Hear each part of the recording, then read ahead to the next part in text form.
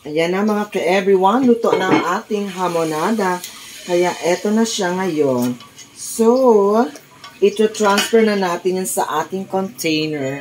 Okay, so ilalagay natin yan siya dito. Wait lang mga ka-everyone.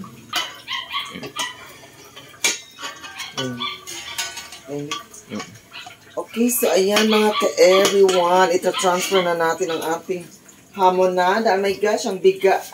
My gosh. Okay, so ayan. So, ilalagay na natin ang ating sauce dyan.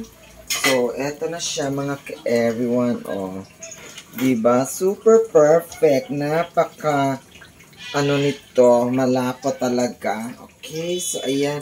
Isali na natin yung mga dahon-dahon na nilagay natin sa ating hamonada. Okay, so ayan. So, katapos yan, istanggalin din natin ang dahon. Kasi hindi naman yan makain. Okay. Hindi na natin yung gawing palamuti yan. Okay, so, ayan.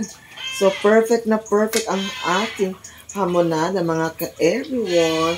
Super delicious. At, syempre, para malaman talaga natin na napakasarap nito, well, i-try natin ito, diba? Okay, so, ayan. Let's go. Kuha tayo ng konti. At imukbang na natin agad. Let's go. Oh. Napaka-delicious. Super tender.